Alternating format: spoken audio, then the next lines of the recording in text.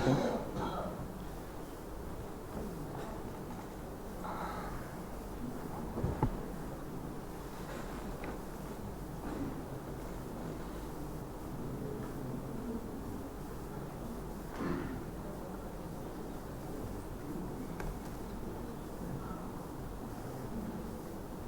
em pé, porque fico nervoso se fico sentado. Vamos saber se quando...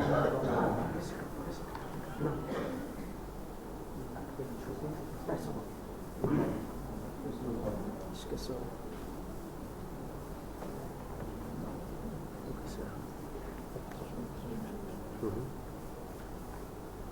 Sim, sim. Bem, espera.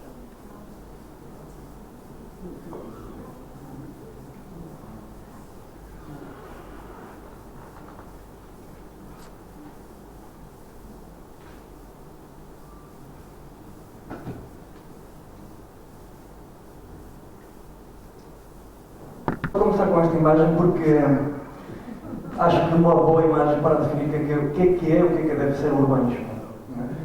Esta é uma homenagem a um professor da Escola de Barcelona, recentemente falecido, que é Manuel Soldado Moraes. E ele dizia que o urbanismo deve ser aquela disciplina que capta as sinergias locais para as reorientar no sentido positivo.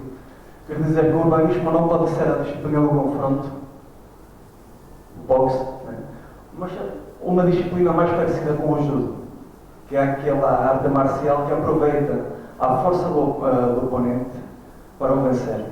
Sim? A partir daqui vamos falar em três casos de estudo.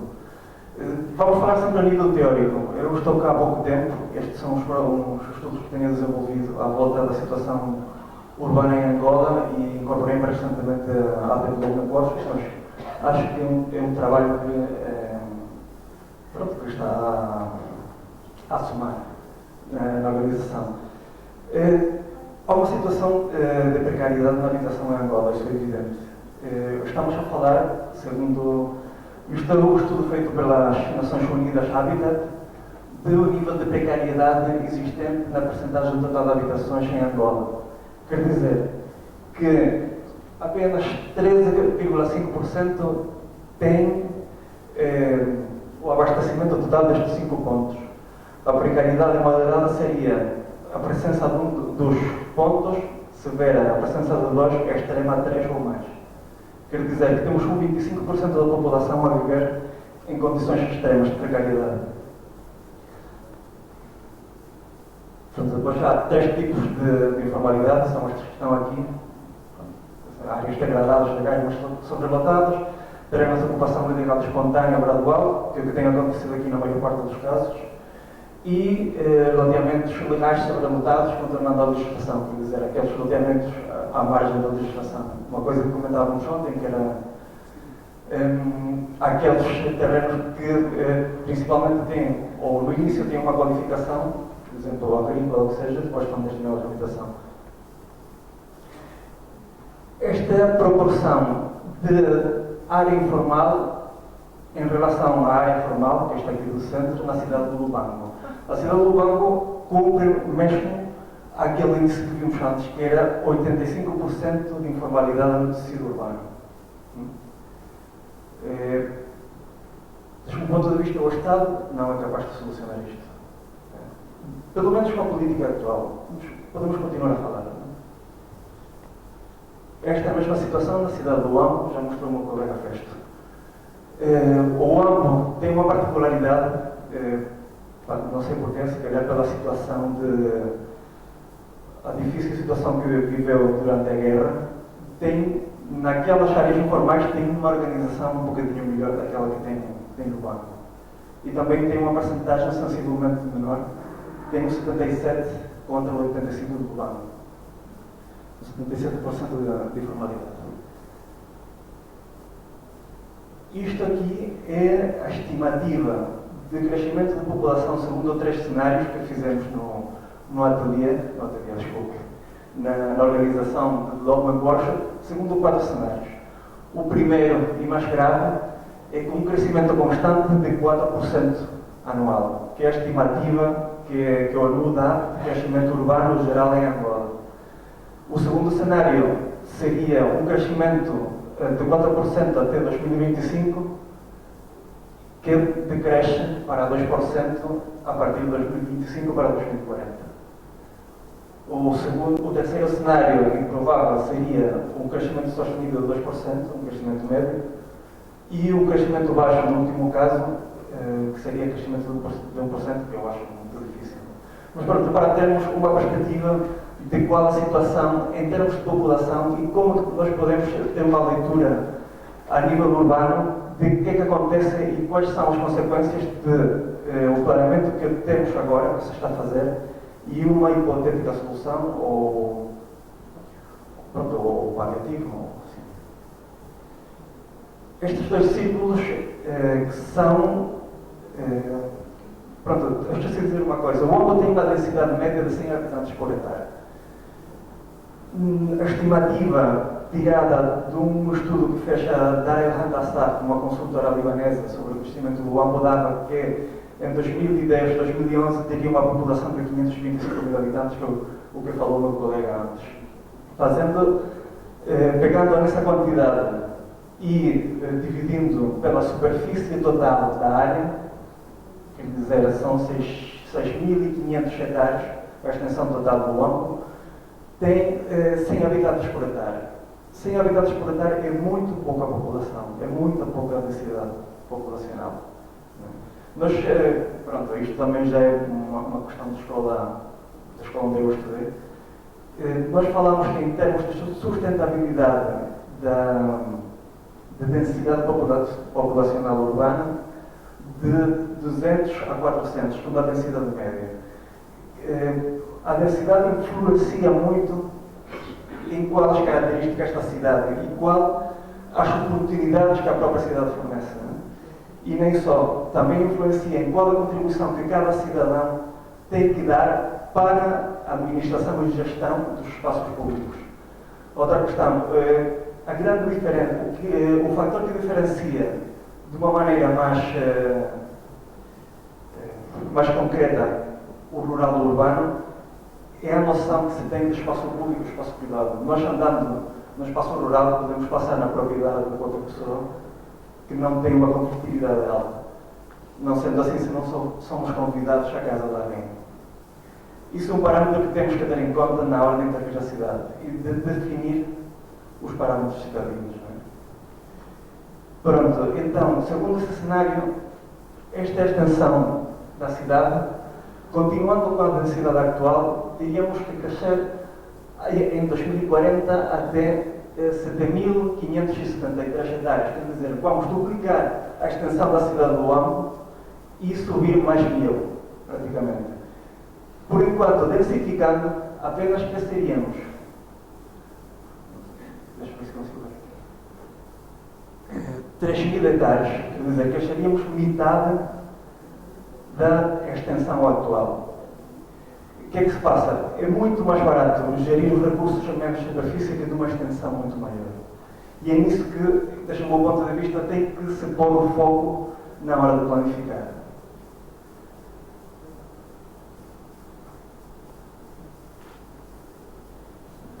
Pronto, desde a DW estamos a trabalhar também na habitação social e no planeamento. Estamos a criar uma concertação de empresas que estão sob o guarda-sol da DW, que é Quis Crédito, uma empresa de financiamento, a Bitec, um fornecedor de materiais de construção e trabalho de carpintaria, e a Biterra, que é a gestão de terras, planeamento e arquitetura e projetação. Nós, neste trabalho de orientação social, temos um cliente-alvo. Portanto, não fechamos a porta a outros tipos de clientes, mas temos que pôr o foco de uma maneira mais forte, com maior ênfase, naquelas pessoas que têm renda baixa, que têm um ingresso, que ganham entre 500 e 1.500 dólares por mês, que têm uma capacidade de poupança de entre 150, a partir de 150 a 200 dólares por mês, no agregado familiar todo. Esse é o nosso principal clientela. Mas também não fechamos a porta a clientes de uma renda média superior a 1.500 dólares mensais. Porquê? Porque também acreditamos que essa diversidade dentro do tecido urbano cria oportunidades de troca, de convivência para todas as pessoas. A cidade é um espaço de convivência para a excelência. E é por isso que insistimos tanto no espaço público, nessa diferenciação entre espaço público e espaço privado. E na potenciação do espaço público como lugar de encontro. Eu acho que deve ser o principal investimento das administrações ou daqueles gestores urbanos.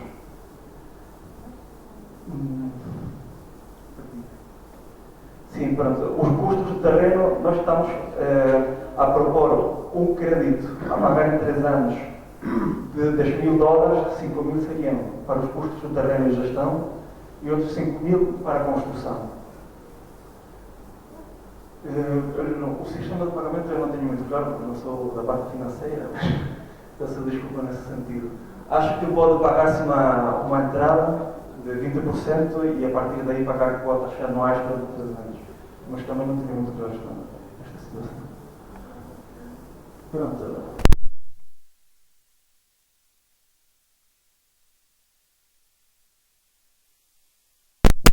Mas pronto, é a mesma imagem de antes, com a localização de uma intervenção, ou não uma intervenção, é um caso de estudo na cidade de Lubão.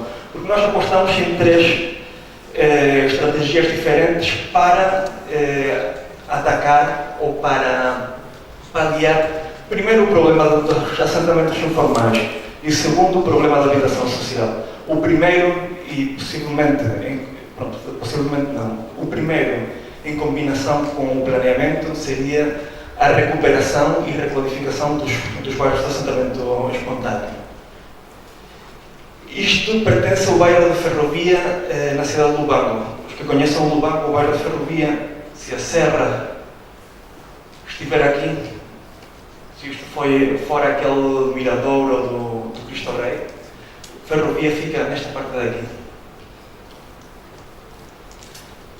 Então, o que é que temos feito? Segundo aquele parâmetro antes falado de propriedade privada e espaço público, tiramos os indicadores de ocupação do solo das atividades e fazemos a relação entre os diferentes indicadores. Quer dizer, vamos achar qual a superfície estipulada ou auto-organizada como espaço privado e qual a que se deixa como espaço público.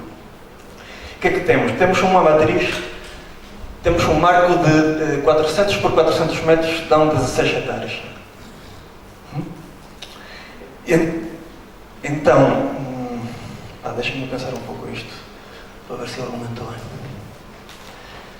Sim, temos essa matriz de 16 hectares. A essa matriz vamos descontar as mulonas, os espaços naturais, aqueles onde não se pode construir. O que é que fazemos? Restamos e temos 14 hectares com 34. Segundo a densidade, que vamos ver mais para frente, que são 180 habitantes por hectare, vamos 200 e 400. 400 já um pouquinho puxado. Então, essa relação entre a densidade e a superfície ocupada tem uma repercussão no espaço público, no nível de equipamentos e nos serviços que há neste bairro, nesta área estudada. Pronto, depois temos, a nível de maior pormenor de catalogação, temos diferentes indústrias que estão marcadas em preto, que são moagens, sobretudo, e um caos. Né? É um assentamento irregular que não tem uma ordem. Eu não concordo com essa afirmação. Eu acho que tem uma ordem que está baseada no consenso, umas vezes no abuso ineficaz. Temos praças aqui no interior, temos espaço que é suscetível de ser 5% do solo urbano do país para poder arranjar esta situação. Porque é impossível. Né? Porque não há meios para fazer isso. Não há meios económicos. Não há nenhum país tão rico como... Pronto, temos os equipamentos, antes não sei se comentei, isto numa igreja, outra aqui e temos outra aí nesse cantinho.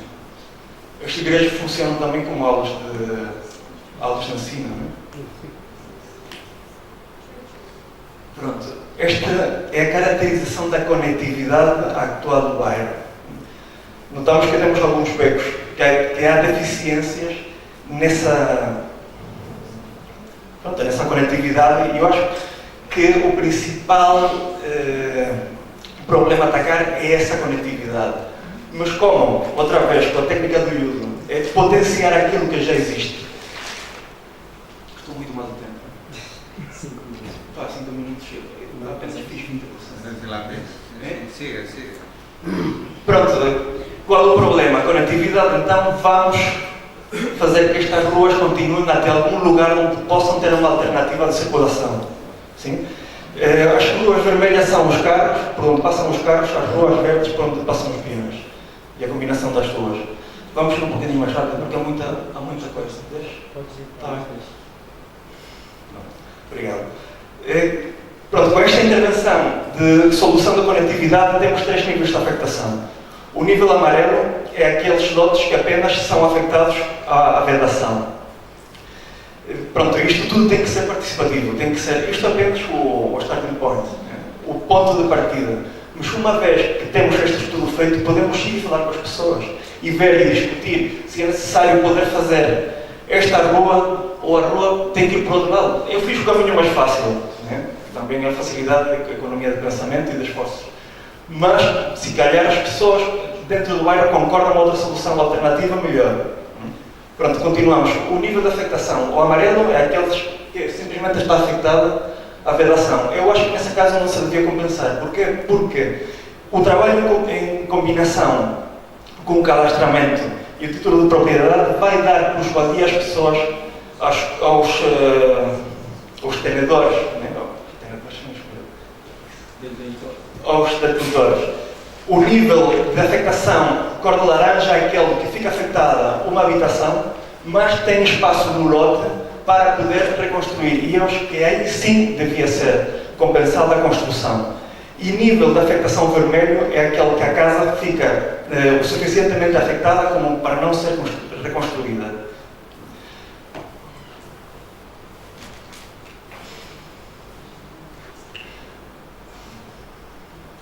Isto é o mesmo, mas a única diferença que tem aqui as superfícies de cada um dos lotes vermelhos. Antes o Festo falou que não devia ser afetado mais do que 10% por demolição ou por deslocação. Neste estudo, por sorte ou por acaso, ou porque fiz muito bem, são 32 de 361, quer dizer, está por baixo de 10%.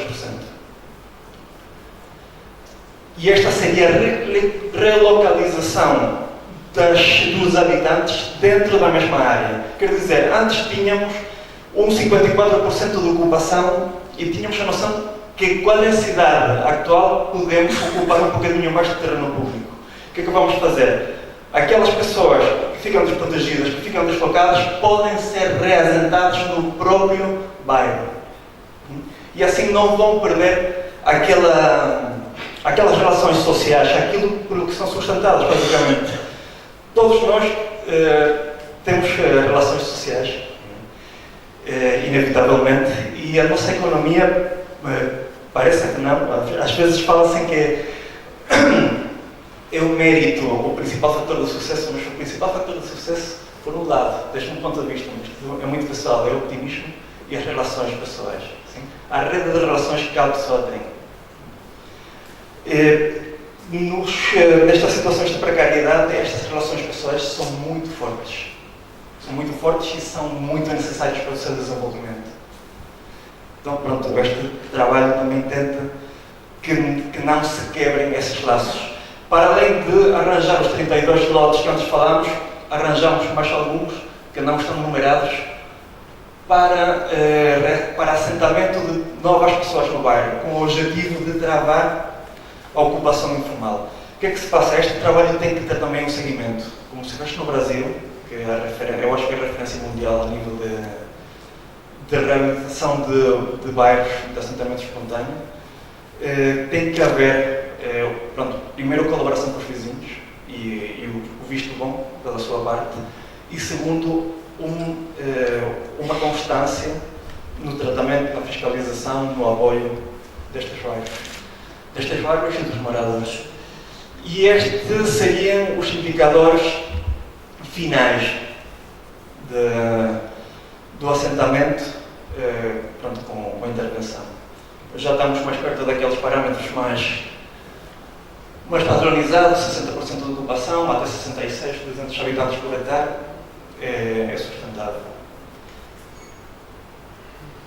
Pronto, isto, há uma coisa que eu não falei, que é a tipologia da habitação influencia diretamente no planeamento que se está a fazer. E influencia também diretamente no tipo de cidade que podemos atingir. Quer dizer, fazer casas isoladas não cria uma cultura da convivência. E eu acho, pronto, desde um ponto de vista profissional também, que pode ser discutido, tudo pode ser questionado, o contacto direto com o espaço público é necessário para a boa qualidade e para a coabitação nesse espaço público e também para um desenvolvimento económico rápido das pessoas que têm menos recursos. Pronto, há dois tipos, vocês sabem que há dois tipos de assentamento principais, que são aquelas pessoas que vão construindo unidades de habitação e depois, quando a densidade do bairro é suficientemente apertada, delimitam o que acham que é o seu terreno. Ou um loteamento ilegal, também falamos antes, em que se compra um talhão e a partir daí já se dispõe de uma superfície. Dá duas configurações de casa diferentes. Esta, por exemplo, é mais abastada. Aqui moram duas famílias, de qualquer maneira. Pronto, depois a nível de infraestruturas, vamos passar isto rápido. Podemos estabelecer, uma vez feita a conectividade, podemos estabelecer condomínios, ver como é que se traçam as infraestruturas, como é que se faz um sistema de saneamento, que são estas linhas azuis, mas deixamos para outro dia. E isto eu amo. A outra intervenção, posso ter mais 5 minutos? Está muito apertado, não? Tá, mais 5 minutos, sejam porreiros comigo. Outro tipo de intervenção é o planeamento de áreas periféricas da cidade, mas que tentamos fazer desta DW, isto não se dá muito bem, mas pronto, é densificar, fazer loteamentos, fazer talhões mais pequenos para poder meter mais gente e que, uma vez que exista um cadastramento e títulos de propriedade, essa contribuição seja sustentável na hora de gerir os recursos que os entes públicos têm e as pessoas geram, né? Porque a sociedade somos nós, a sociedade somos todos. E é com o nosso esforço e com a nossa iniciativa, com a nossa preocupação, com a nossa luta, com o nosso dia-a-dia que as coisas se mantêm. E com a consciência, ontem falávamos na reunião uma coisa que me chamou a atenção, que dizia Ana Müller, que era a intervenção. O morador tem que ter a noção de que a intervenção é no seu benefício próprio. E eu concordo metade, porque eu acho que o morador tem que saber que a intervenção é em benefício da comunidade e que o benefício comunitário lhe beneficia a ele, né? Mas eu acho que as pessoas, isto também é muito ideológico, devem procurar o bem comum, né? Como recurso para o bem pessoal.